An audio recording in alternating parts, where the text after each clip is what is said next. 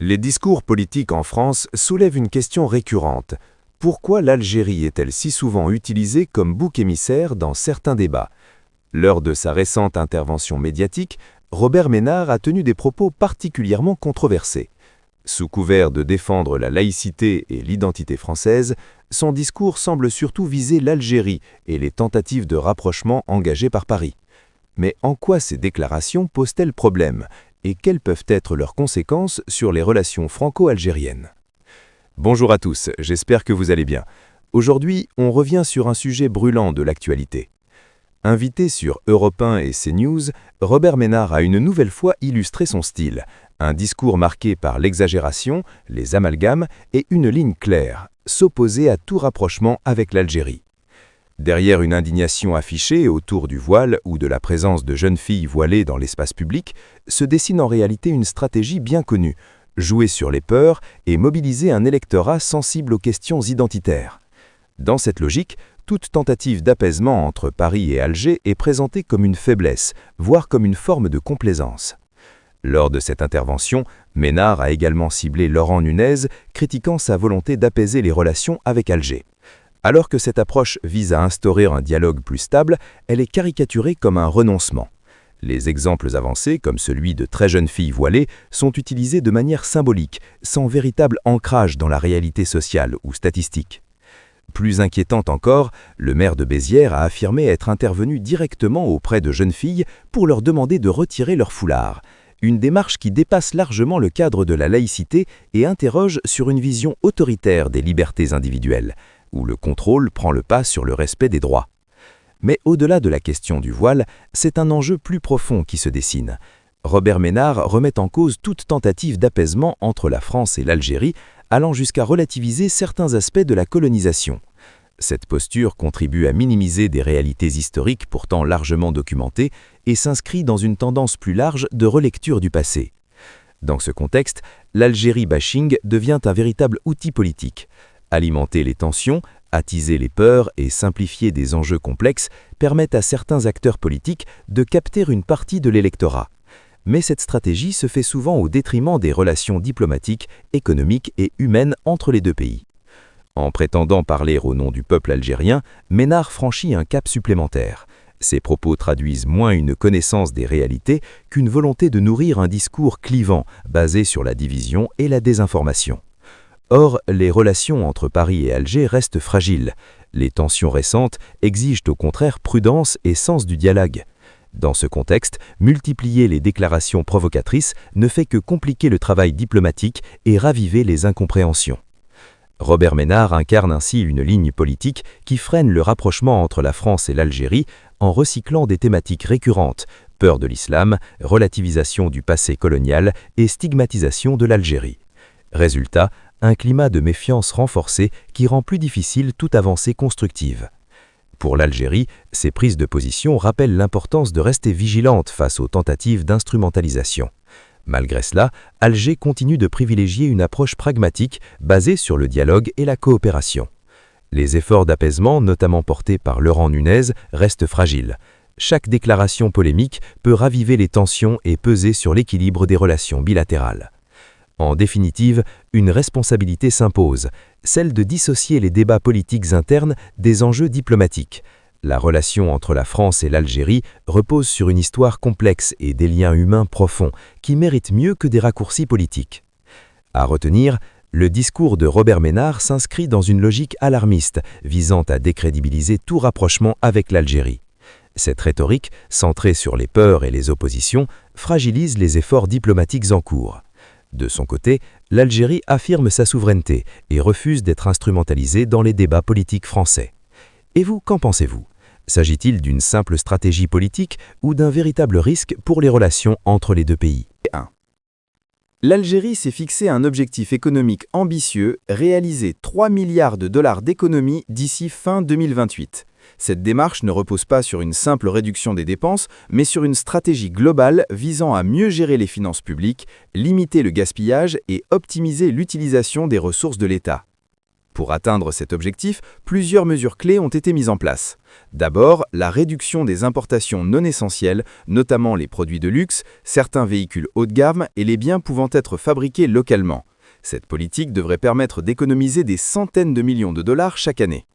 Ensuite, une réforme du système de subvention est engagée afin de mieux cibler les aides, notamment pour le carburant, l'électricité et les produits de base.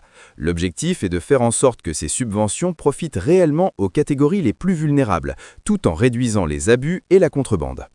Par ailleurs, la digitalisation de l'administration joue un rôle central. La modernisation des services publics permettra de réduire les dépenses de fonctionnement, comme l'utilisation excessive du papier, les déplacements inutiles ou encore les doublons administratifs.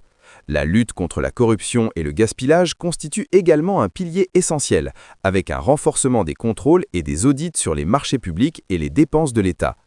En parallèle, le gouvernement encourage fortement la production locale en soutenant les entreprises nationales dans des secteurs stratégiques tels que l'agriculture, l'industrie, la pharmacie et les matériaux de construction, afin de réduire progressivement la dépendance aux importations.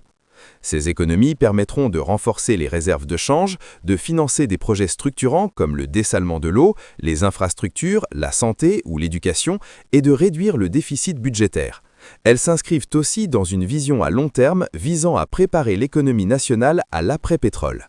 Le président Abdelmadjid Tebboune a d'ailleurs souligné l'importance de cette démarche en affirmant que chaque dinar gaspillé représente une perte pour le peuple, insistant ainsi sur la nécessité de mieux dépenser pour investir davantage dans le développement réel du pays. Cette stratégie se veut à la fois responsable et ambitieuse, avec pour objectif d'assainir les finances publiques tout en préservant le pouvoir d'achat des citoyens et en accélérant la croissance économique. Sujet 2. La France s'apprête à introduire des changements importants concernant les titres de séjour, une évolution qui suscite une grande attention au sein de la diaspora algérienne. Ces nouvelles mesures, dont l'entrée en vigueur est prévue progressivement à partir de 2026, devraient impacter directement les conditions d'obtention, de renouvellement et même de retrait des titres de séjour, notamment pour les ressortissants algériens. Parmi les principales modifications annoncées, on note un durcissement des critères, en particulier pour les titres liés à la vie privée et familiale, ainsi qu'au travail salarié. Les autorités françaises exigeront désormais une meilleure maîtrise de la langue française, avec un niveau minimum A2 dans certains cas, accompagné d'un test obligatoire. L'accent sera également mis sur l'intégration républicaine, incluant la connaissance des valeurs françaises et le respect de l'ordre public. Les conditions liées aux ressources financières seront aussi renforcées. Les demandeurs devront justifier de revenus stables et suffisants, souvent équivalents au SMIC, sur une période plus longue, avec des preuves solides telles que fiches de paye, contrats de travail et déclarations fiscales. Par ailleurs, certains titres de longue durée, comme la carte de résident de 10 ans, deviendront plus difficiles à obtenir et pourront être retirés plus facilement en cas de non-respect des conditions. Les procédures de retrait seront également accélérées, notamment à travers une application plus rapide des OQTF, obligation de quitter le territoire français en cas de séjour irrégulier, d'infraction ou de menace à l'ordre public. Dans le même temps, la France entend privilégier les profils qualifiés, tels que les étudiants, les travailleurs hautement qualifiés et les entrepreneurs. À l'inverse, les profils dits jugés moins employables feront l'objet d'un contrôle plus strict. Ces réformes s'inscrivent dans une politique globale de régulation de l'immigration marquée par un discours plus ferme sur l'intégration et la lutte contre l'irrégularité. Face à ces changements, il est fortement conseillé aux Algériens résidant en France de préparer des dossiers solides, contrats de travail stable, idéalement un CDI, fiches de paye, preuves de logement, justificatifs d'intégration, etc. Il est également recommandé d'anticiper le renouvellement des titres avant leur expiration. Les étudiants doivent veiller à être inscrits dans un établissement reconnu et à disposer de ressources suffisantes. En cas de refus ou d'OQTF, il est crucial de réagir rapidement en sollicitant un avocat spécialisé en droit des étrangers ainsi que les services consulaires algériens. Ce durcissement rendra la situation plus exigeante pour une partie des Algériens en France. Cependant, ceux qui disposent d'une situation stable, emploi, intégration et cadre familial solide, devraient continuer à bénéficier d'une certaine sécurité administrative. Un sujet sensible qui touche directement la vie quotidienne de centaines de milliers d'Algériens établis en France. Sujet 3. Les exportations de gaz algérien connaissent une hausse remarquable ces mois derniers. D'après les données récentes de Sonatrach et de plusieurs opérateurs européens, les volumes exportés, que ce soit par gazoduc ou sous forme de LNG, ont progressé de plus de 28% par rapport à la même période de l'année dernière. Parmi les principaux clients, Espagne reste en tête avec une augmentation de plus de 35% de ses importations. Italie suit avec une hausse dépassant les 22%, notamment via le gazoduc Transmed. De son côté, Allemagne a triplé ses importations de LNG algérien en quelques mois seulement. France ainsi que d'autres pays européens ont renforcé leurs contrats. Plusieurs facteurs expliquent cette forte progression. D'abord, la crise énergétique en Europe, aggravée depuis la guerre en Ukraine, pousse les pays européens à réduire leur dépendance au gaz russe. Dans ce contexte, l'Algérie apparaît comme un partenaire fiable, stable et proche géographiquement.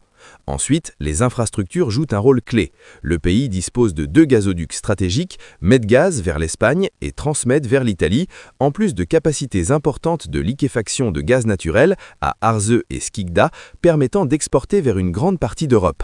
Par ailleurs, Sonatrach a signé et renégocié plusieurs contrats avantageux avec des partenaires comme Eni en Italie, Naturgy en Espagne, ainsi qu'avec des acteurs allemands. Ces accords incluent des volumes plus importants et des prix plus élevés.